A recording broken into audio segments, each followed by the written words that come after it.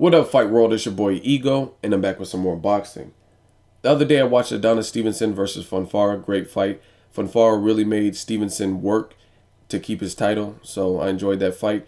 I also enjoyed the fight on the undercard, which was David Lemieux versus Fernando Guerrero.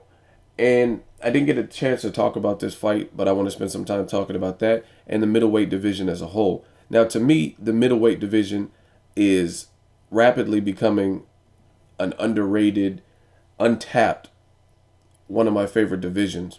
And I'll tell you why. I think if the right matches are made, the current middleweight picture has a lot of different ways you can mix and match the guys. Now, I know there's Cold Wars and Top Rank and Golden Boy, HBO, Showtime. I'm not really going to get into any of that. You guys know the situation with that. I'm just talking about the fighters that the middleweight division has. And to me, I think this is a slept-on division. Now, you have Cotto versus Martinez, which is a great fight. Bad blood between the two. Cotto's trying to set history, and it's right around the corner. I'm really looking forward to this fight. I want to see how Cotto looks at middleweight. The fight's taking place at 159. I want to see how old is Sergio Martinez? I know he's off injuries. I want to see how he fares against someone like Cotto, who we know when he's on, he's a good body puncher. He showed you that in the Delvin Rodriguez fight. He has Freddie Roach, new trainer. Got some confidence with that Delvin Rodriguez tune-up fight. Martinez, a respected champion, underappreciated. And we want to see what he still has left nearing age 40. Does he still have his athleticism? So that's a good fight. And if Cotto does win and set history, will he stay at middleweight and try to defend the title? So that remains to be seen. But if he looks good in there, then shit, why not? And you also have Sergio Martinez versus Gennady Golovkin. So if Martinez wins as I predicted him to win against Cotto, I really want to see Golovkin versus Martinez. It's a fight I've wanted to see for a while. You guys can leave your thoughts on who you think would win. I know who I think would win. I'll save that for another video. But you look at the middleweight division, you also got guys like Daniel Gill, Felix Sturm, Peter Quillen, Curtis Stevens, Matthew Macklin. You got Marco Antonio Rubio. You got Martin Murray, who gave Sergio Martinez trouble. And in my opinion, I rewatched that fight. I thought initially it was a close fight, which it was because Martin Murray was off to a very slow start. But I definitely think Martin Murray should have won. And I also think Sergio was kind of gifted with the not getting scored or not getting the second knockdown counted as a knockdown when I think it should have been. You also have Danny Jacobs, now David Lemieux. Again, this is one of boxing's best untapped divisions. There's a lot of interesting matches that you can make in this whole picture. I would love to see a fight with Curtis Stevens and Peter Quillen. Curtis Stevens and Danny Jacobs. Danny Jacobs versus Peter Quillen. I heard James Kirkland was considering the move up to middleweight. I think James Kirkland, I'm a huge James Kirkland fan. I think he has a style. I mean, he's not going to let someone just bully him. You're going to have to beat him into submission. He's very aggressive, relentless, and I think he's at his best when he's with Ann Wolfe. I really like Ann Wolfe. She just gets him on point. If you watch the fight with Glenn Tapia and Ann Wolfe was talking to James Kirkland in the corner, and she was like, "Fuck that, this your destiny, nigga." I just like the way she talks and the way she prepares Kirkland for his fights.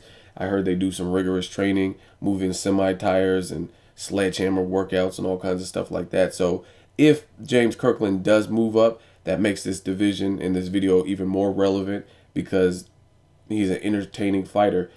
And if he's fighting at middleweight, then you can mix him with the Curtis Stevens or the David Lemieux or whoever, Gennady Golovkin. And I think there could be some interesting matchups. So I'm really looking forward to the future to see what this holds. You also got Glenn Tapia, who lost to James Kirkland, but he's now with Freddie Roach. See if he's able to improve, get some significant wins, and what he decides to do. So I'm really looking forward to these matches, and hopefully some of them are made. Curtis Stevens, I've interviewed him several times.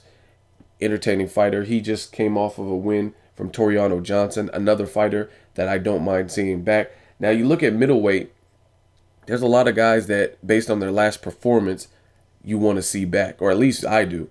Martin Murray versus Sergio Martinez, I want to see him back because he put up a valiant fight against a certified champion in Sergio Martinez. Toriano Johnson, he gave Curtis Stevens hell and a run for his money and made him really work. And he came out of nowhere. So I interviewed Toriano Johnson. Make sure you check that on the channel. He's a very humble dude. He has a likable style. Same thing with David Lemieux. He really body bagged Fernando Guerrero. He had his eye trickling. His eye was leaking. He just really bullied him against the ropes, pinned him up against the ropes, let his hand go. And Fernando Guerrero even landed a couple shots, and it just didn't faze him. He was unfazed, and he had one mission, and that was to win the fight and to do it convincingly, and he did that. So David Lemieux, the only thing that I question about David Lemieux is some of his losses. He lost to Marco Antonio Rubio, and Rubio is an underrated fighter. So losing to Rubio, I don't really hold that against you. That's fine. That's a credible loss. Rubio also fought Chavez Jr. He's a ranked guy. I have no problems with that. But David Lemieux also lost to Hoashim Alcine, who Matthew Macklin demolished in one round. And to me, Alcine was never a world beater. So that's a suspect type of loss. So he wasn't knocked out or anything like that. But if you can't beat Alcine convincingly, you have to improve significantly in your game plan to beat one of the top guys like a Gennady Golovkin. But either way, David Lemieux has an impressive, entertaining style. I think the casual fans will buy into it. Wouldn't mind seeing him back. He showed heart, he showed determination, and that's pretty much one of the good things that you need in the sport of boxing. So I'm really looking forward. I think the middleweight division, if the right matches are made, can definitely become a very active division where we get to see, as fans, great matches. Then you also got guys like Matthew Macklin. Matthew Macklin's not a world beater. He lost to Gennady Golovkin, but he's not no punk either. He's not going to, like, if you look at I think it was his last fight, it was on the HBO undercard. He had that young prospect who had power, supposedly, black kid, and Matthew Macklin did what he was supposed to. He showed that I'm the vet. It's not that easy. This is the pro game. And then he convincingly beat the prospect. So Matthew Macklin is a guy you can't sleep on. I don't really see him beating the top level middleweights, but he can give anybody a run for their money, especially if you don't train right. He gave Sergio Martinez some problems. Peter Quillen, his last performance, I was just like blah. It was semi. I've interviewed Quillen also. It was impressive, but not really. Well, I wouldn't even say impressive. I just think he convincingly won, but I think he should have did more. He should have pressed on the gas a bit, because when you got certain opponents in front of you, like Koncheki or whatever the dude's name was that nobody knows of, you're supposed to get rid of those people. Like Gennady Golovkin, I don't think he's fought top middleweights. I mean, some of them. He fought Matthew Macklin and Curtis Stevens. Those are probably his biggest wins. Proska, you can probably throw him in there. But other than that, he fought a lot of guys who were smaller coming up in weight. So he hasn't fought the Sergio Martinez, the Peter Quillen, Chavez Jr. when he was at the weight, anything like that. However, what he does do is you put someone who's underweight, who's coming up in weight, and he gets rid of them like you're supposed to. Ishida, he shows you that Ishida's no match and gets him out of there in 3 rounds. Same thing with Canelo. Canelo did fight some undersized people, the Josecito Lopez, but he showed you what you're supposed to do to a Josecito Lopez. You're at 154. This is your established weight. You're strong. You're a good boxer, puncher. And Josecito comes up to fight you, and you make him move back down and show what you're supposed to do with a Josecito Lopez coming up to 154, looking flabby. So you got to give Triple G props for that.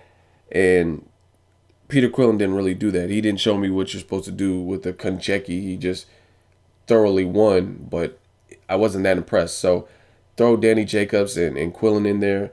Danny Jacobs and anybody. Danny Jacobs, he's an entertaining fighter. He has power. Danny Jacobs, Curtis Stevens. Any way you can mix these guys. Let me know what you guys think. The middleweight division, I think it's alive and well. Hopefully we make some good matches and the fans get what they want. As always, hate, comment, or subscribe. Till next video is Ego, signing off.